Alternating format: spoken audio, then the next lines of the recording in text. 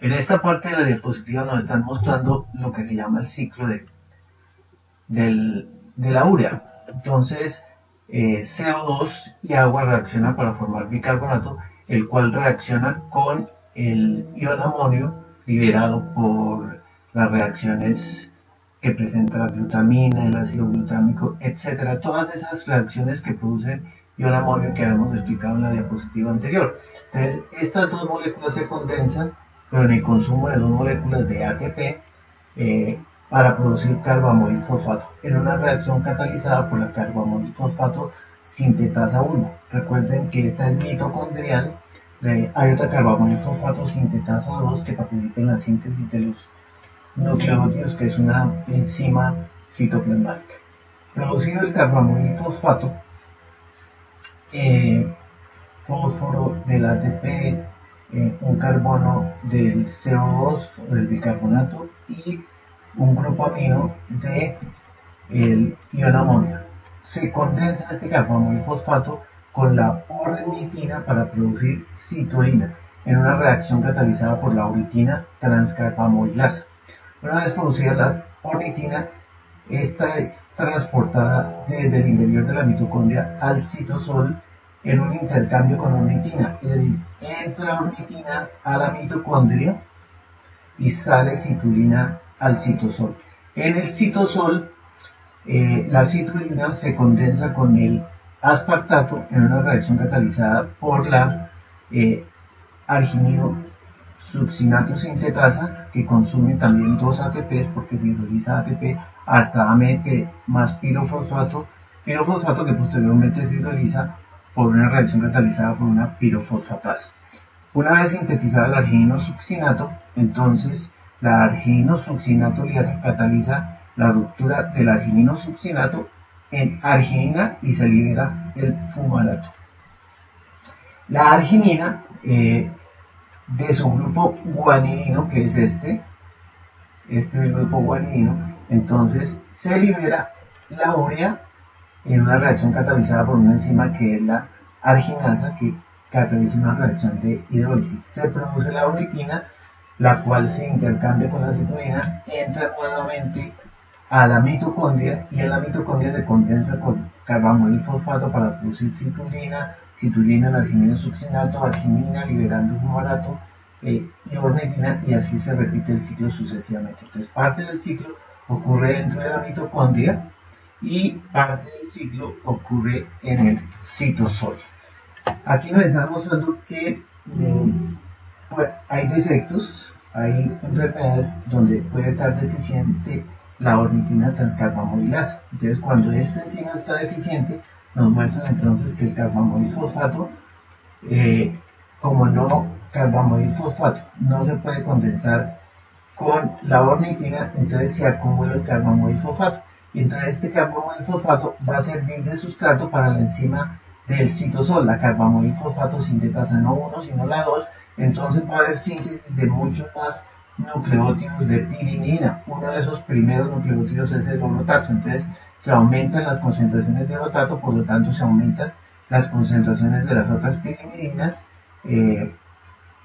uracilo, citosina, imina, y el exceso de orotato también se elimina en la orina. Entonces los niveles de orotato van a estar elevados en la orina, aunque eso no produce ninguna alteración fisiopatológica.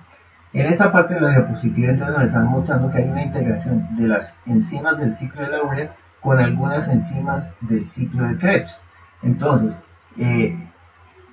arginasa, que nos produce ornitina, que se condensa con carbamoilfosfato por la transcarbamoilasa, produce citrulina, que se condensa con el aspartato en una reacción catalizada por la sintetasa, arginino succinato, que se separa en fumarato y en arginina. El fumarato va a ser sustrato de las enzimas del ciclo de Krebs. Entonces el fumarato, por acción de la fumarasa, se convierte en malato. El malato, por acción de la malato deshidrogenasa, se convierte en oxaloacetato, y ya en una reacción que no es del ciclo de Krebs, el oxaloacetato por una transaminación se convierte en aspartato y nuevamente ingresa al ciclo de la urea. Entonces este lo llaman el biciclo de Krebs porque ambos ciclos fueron descubiertos por el mismo investigador. En esta parte de la diapositiva entonces nos está mostrando cómo la ornitina por transaminación se puede sintetizar a partir del glutamato semialdehído. Quien cede el grupo amino es el glutamato convirtiéndose en alfa-cetoglutarato. Esta reacción, como todas las de las transaminasas, requiere piridoxalfosfato y es catalizado por la enzima ornitina aminotransferasa. Sin embargo, esta reacción nos está mostrando cómo la ornitina se puede sintetizar de nuevo, es decir, a partir de el glutamato semialdehído que se sintetiza a partir del ácido glutámico en el organismo. Una vez se sintetiza este glutamato semialdehído se puede convertir en ornitina. Sin embargo, esta no es la reacción que predomina. La reacción que predomina es la transformación, ¿sí?, de glutamato semialdehído a partir de ornitina para el catabolismo en el organismo de la ornitina. Regulación del ciclo de la urea. Entonces nos muestran aquí en esta diapositiva 3 puntos de regulación que nos mencionan en el libro. Entonces, cuando hay altas producciones de amonio, porque hay alta degradación de proteínas, catabolismo de aminoácidos, entonces se produce mucho amonio. Entonces hay un aumento en la síntesis de urea. Esto se llama regulación por retroalimentación positiva. Al haber mucho sustrato, pues hay mucho producto, que es urea.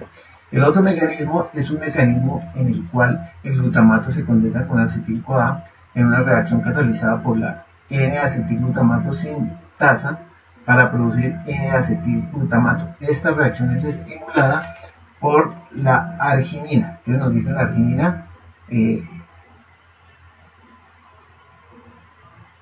al aumentar la síntesis de N-acetilglutamato, nos aumenta la actividad de la carbamidilfosfato sincretasa.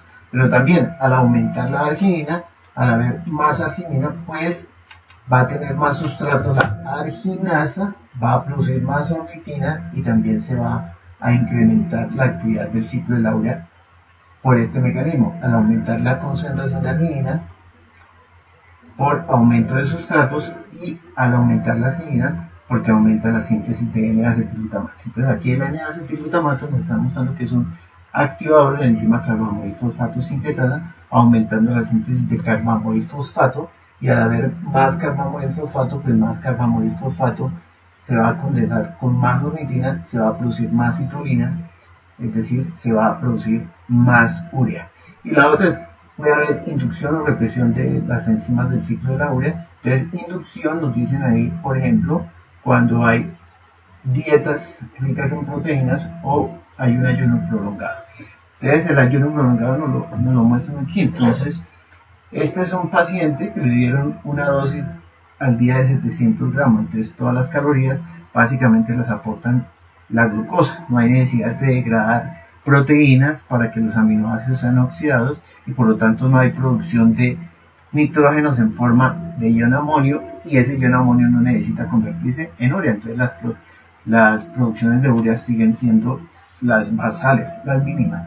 En este es un paciente en el que le dieron 150 gramos en el día de glucosa. Entonces se muestra que como no es suficiente la cantidad de glucosa para suplir las calorías del paciente, entonces el paciente tiene que utilizar parte de la síntesis de sus calorías a partir de aminoácidos. Entonces aumenta la degradación de proteína, la oxidación de aminoácidos, aumenta la producción de ion amonio y por lo tanto la producción de urea. Entonces, en comparación con estos dos,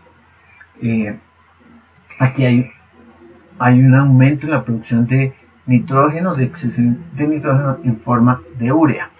Aquí es 12 horas de ayuno. Entonces, a las 12 horas de ayuno hay una elevadísima producción de urea. ¿Por qué?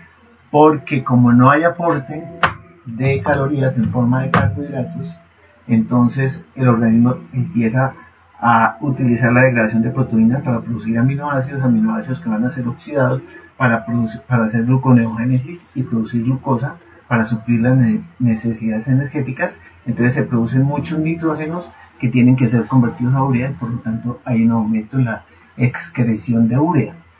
Con el paso del ayuno, entonces el organismo va a producir cuerpos cetónicos que van a suplir a la glucosa, entonces ya hay necesidad de hacer menos gluconeogénesis, hay necesidad de degradar menos proteínas, de catabolizar menos aminoácidos, entonces va disminuyendo, a los 3 días disminuyó la producción de urea.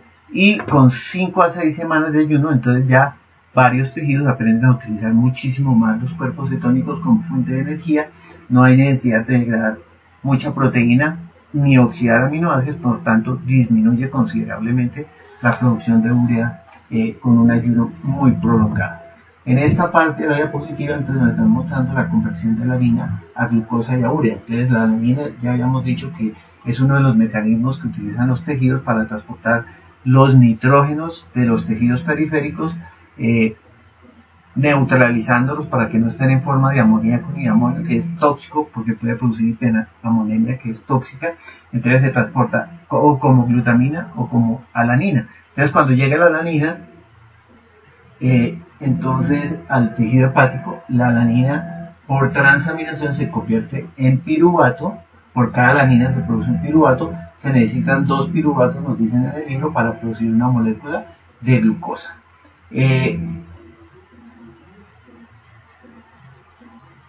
La alanina le cede su nitrógeno al glutamato. El glutamato puede, por la glutamato deshidrogenasa, aportarlo en forma de ion amonio para el ciclo de la urea, o el glutamato indirectamente puede transferirle ese glucosamino al oxalacetato para producir aspartato que posteriormente se integra al ciclo de la urea. Finalmente, entonces, se necesitan 2 alaninas para aportar 2 grupos aminos, 2 amonios para la síntesis de una molécula de urea.